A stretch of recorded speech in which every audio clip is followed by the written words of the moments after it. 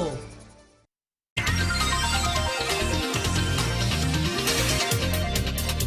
4, 8 minutos, por acá está el escritor, historiador Manuel Núñez, que pondrá en circulación su libro La autodestrucción, la descomposición de la sociedad dominicana.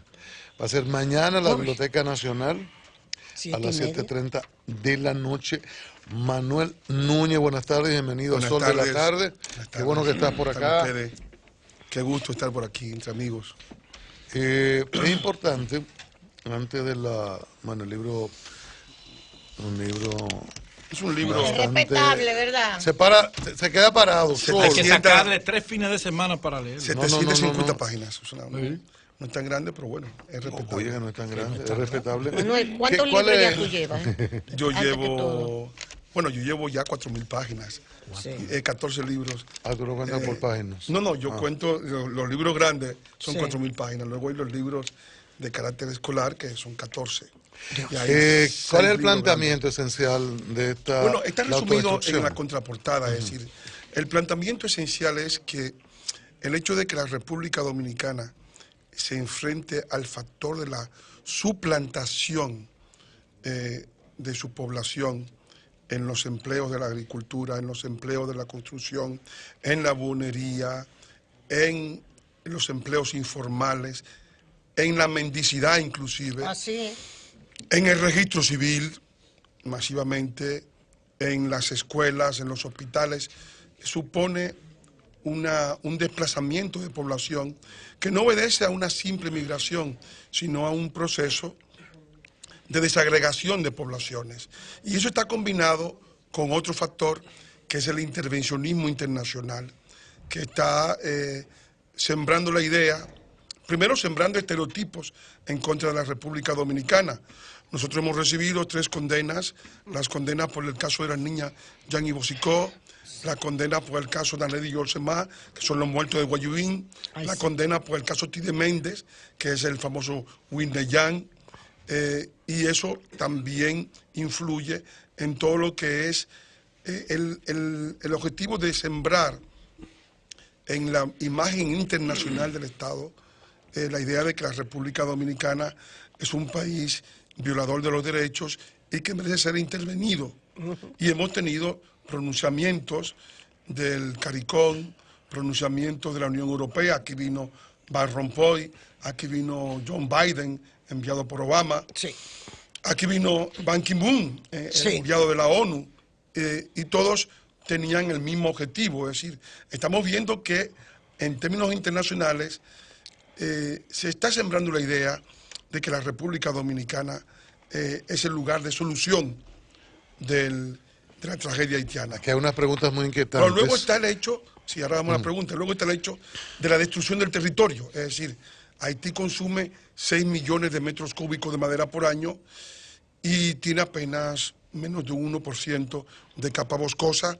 Y se supone también eventualmente de que esa necesidad se está supliendo de la República Dominicana, que se están talando en los bosques dominicanos, que están transportando carbón vegetal a través del lago del Fondo y que el bosque dominicano está ardiendo en las cocinas del Puerto Príncipe. Preguntas inquietantes que se plantean aquí en un resumen de tu libro. ¿Podrá nuestro país sobrevivir sin clase trabajadora, con una burguesía desnacionalizada y una inteligencia enclavada en un enfoque postnacional? ¿Podrá sobrevivir sin control de sus fronteras ni de su destino, sin proyecto ni rumbo político y anulando su autodeterminación?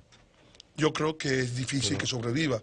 Por eso he hablado de la autodestrucción, porque en este caso, lo que estamos viendo, en el libro anterior, yo enfocaba el tema, se llamaba la dictadura del débil, ustedes lo conocen, el tema del intervencionismo internacional y cómo los haitianos habían sembrado internacionalmente la idea, a través del victimismo, de que estamos obligados a suprimir nuestros derechos como dominicanos para transferírselo a ellos, y ese era el tema esencial, es decir, el tema internacional. En este libro, esencialmente, enfoco la responsabilidad de los dominicanos, de las élites, del poder político, del poder económico, del poder mediático, porque ha habido una alta responsabilidad de los periodistas, y ustedes lo saben muy bien, porque ustedes han visto cómo en el periodismo dominicano se ha sembrado un odio en contra de la República Dominicana. Nosotros vimos en el momento mismo en que se produjo la muerte de Pascual Ramírez, el dominicano que fue decapitado en Herrera, vimos que la prensa cayó, hizo silencio. No todos los casos han sido callados. Silencio, y cuando Cielo, la niña de los brazos que la machetearon, la prensa apenas dijo algo, un periódico. Y esos comentaristas y esos periodistas nunca han dicho nada sobre eso. No, pero el colmo es que cuando los deudos del Pascual Ramírez, indignados en el sepelio porque su padre se iba a ir al más allá, ¿verdad?, sin cabeza, decapitado, se salieron a la calle y encontraron al hermano del haitiano que lo decapitó y le aplicaron la misma ley del talión. Pues eso salió en el mundo entero. La Cancillería tuvo que pedir disculpas. En Haití hubo una manifestación que quemaron en el consulado la bandera dominicana. Es decir, aquí vino la policía haitiana a averiguar sobre la muerte de Carlos Neriluz. Y eso recorrió el mundo entero. El Le Monde publicó un artículo sobre... Y aquí la BBC nos tiene también crucificados. Incluso yo leí un artículo publicado por un periodista amigo de Consuelo en Francia, que decía como que los nacionalistas, y mencionaba a Consuelo de paso, eran los responsables de la decapitación de Carlos Neriluz.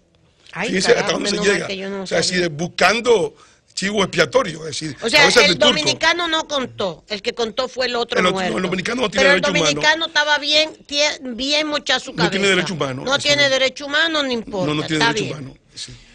Manuel, por un lado se habla de autodestrucción, es decir, una responsabilidad propia de los dominicanos en esta crisis de identidad, es decir, de sentido de nacionalidad por un lado, y por otro lado se habla de conspiración internacional. Es decir, que hay un concierto de sectores internacionales, incluyendo algunas potencias. Se habla con frecuencia de Estados Unidos, de Canadá, de Francia, por ejemplo. Pero por fin, ¿cuál es el factor clave? Bueno, es que no ¿Cuál hay es un el solo factor clave en este proceso que nos conduce hacia ese rumbo que tú estás advirtiendo en este libro? Bueno, el factor clave en los problemas geopolíticos no hay una causa única. Los problemas políticos son multicausales. O sea, hay un factor internacional de que la MINUSTAH ha fracasado en Haití, no ha podido pacificar a ese país. Ahora se van a ir, se van a inventar un ejército los haitianos, pero ese ejército que no tiene financiamiento y no tiene apoyo internacional terminará sirviendo al narcotráfico, que es el único que puede pagarlo. O sea, que va a ser un narcoejército, porque no podrá tener el control del espacio aéreo, del espacio marítimo, ni del terrestre, y eso cuesta mucho dinero, y ellos no lo tienen. Y hay un factor internacional, hay un factor haitiano, es decir, los haitianos en sus capas dirigenciales entienden que la única solución para ellos lograr la atención del mundo es el conflicto con los dominicanos. O sea, el conflicto es su base, su plataforma para llamar la atención. Sin el conflicto la gente se olvidaría de ese pedazo de tierra desértico y que no tiene ningún tipo de porvenir en lo inmediato. Y al mismo tiempo está el factor geopolítico, es decir, estamos hablando de un territorio que se está deforestando a un ritmo de un 4% anual, que tiene apenas 1,2% de capa vegetal, que consume 6 millones de metros cúbicos de madera, o sea que todas las cocinas cocinan con carbón vegetal en un 90%, que es también, tiene el liderazgo de todas las enfermedades que se transmiten por vectores, o sea, de las enfermedades que transmite el agua, los insectos, los mosquitos, y igualmente de las demás enfermedades.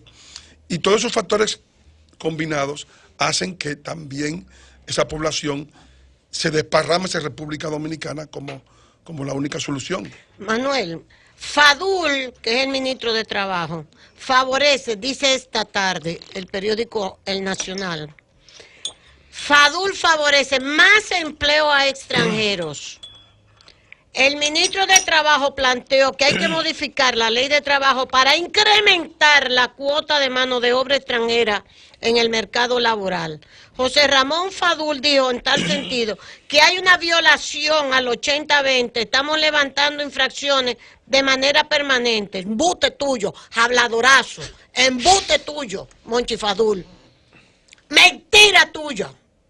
Ustedes saben muy bien que el dominicano está sin empleo aquí. Coño, que lo que esté es asaltando gente y vendiendo drogas, largándose de aquí. Para que tú vengas con esta vagabundería. Es una vagabundería tuya, Monchi Fadul. Oye eso, que hay que cambiar la 80-20 como que como si el 80-20 se cumpliera. No se está cumpliendo. Y que hay que ampliarlo. Que ustedes no lo han ampliado. Y ustedes como gobierno lo han permitido. Buen abusador con los dominicanos. Carajo. Manuel, te dejo la pregunta. Yo creo que realmente lo que plantea el ministro es un acto supremo de irresponsabilidad, porque en todos los países los gobiernos se miden por la cantidad de bienestar que crean para su población. Yo creo que el empleo es la base de la prosperidad de un país. Los países no progresan por el asistencialismo. La idea de que podemos tener programas permanentes de bono luz, de bono gas, de ayuda a las madres, de desayuno escolar, de almuerzo escolar, eso no es posible mantener en el largo plazo.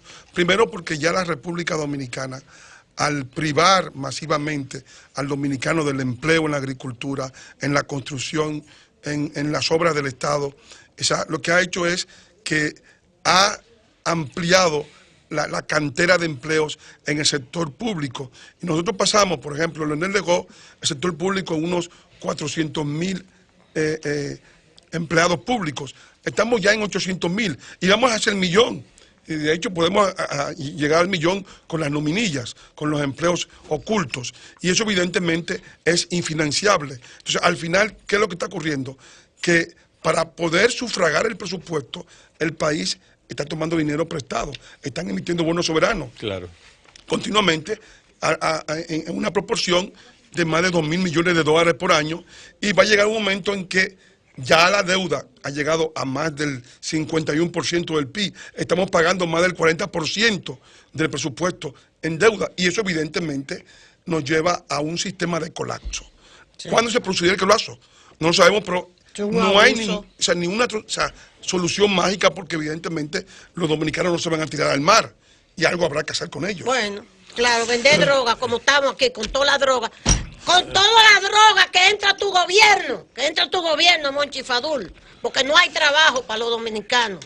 Manuel, ¿se conoce documentalmente, de manera creíble, alguna propuesta surgida en el plano internacional para generar la fusión entre Haití y la República Dominicana? Yo lo digo porque este es un tema que se ha venido debatiendo durante los últimos tiempos en el país. Yo he estado buscando información, fuentes que más o menos sustenten esa especie, pero te confieso que no la encuentro. Ningún organismo internacional, ningún país, ni Francia, ni Estados Unidos, ni Canadá han hecho esa propuesta, por ejemplo, de manera que se pueda considerar formal, ¿no? Te voy a traer los informes del Departamento de Estado, que nosotros lo tenemos, todos los informes del Departamento de Estado de Estados Unidos, donde plantean que nosotros, porque tú no te vas a decir la fusión, ellos te plantean que hay que darle la nacionalidad a todos los nacidos aquí. El Departamento de Estado de Estados Unidos, desde la década de los 70 lo está planteando. Y que nosotros somos racistas y que no le queremos dar la nacionalidad a los haitianos. La fuente de ese debate no está en la propuesta, por ejemplo, planteada por Balaguer en su libro La Realidad Dominicana, en el 41, luego ampliada en La Isla al Revés, en el 83. O en otra propuesta que hizo Manuel Ramón Casado Soler, ¿no? En la línea de la Confederación y la Constitución paralela entre los dos países. No, yo lo que creo es lo siguiente, hay que ver las cosas prácticas. Balaguer era un político y hacía también sus guiños de político. Los que han planteado la fusión son los haitianos. La planteó Praismar en el tomo 3, al final diciendo que si no había fusión iba a haber una guerra. Y la planteó el hombre más inteligente de Haití del siglo XX, que es Leslie Manigat. También lo plantea en el libro Sé que tú estás haciendo a savoir de la República Dominicana. Entonces, lo que tú haitiano debes saber de República Dominicana. Entonces, ellos dos han planteado esa propuesta. Balaguer le coge un poco el guante a Manigat y pero evidentemente Balaguer no está planteando la fusión. De hecho, Balaguer no ha trabajado por ella. La fusión viene, la idea de la fusión viene porque los países amigos de Haití están financiando con dinero a ONGs que están trabajando por eso. Porque los estados, la forma de intervención de los estados no es abierta, no son los embajadores. Ellos tienen estos correveidiles, que son las ONGs, y a través de ellas manifiestan la voluntad y la política de ese estado. La USAID tiene mucho más peso como política exterior de los Estados Unidos que el que tiene el mismo embajador, porque el embajador está para hablar mentiras. Esa es la función de un embajador, decir mentiras, hacer cosas de hipocresía, hacerle el paripé al país de que él respeta sus derechos, y por atrás financia una agencia que hace todo lo contrario.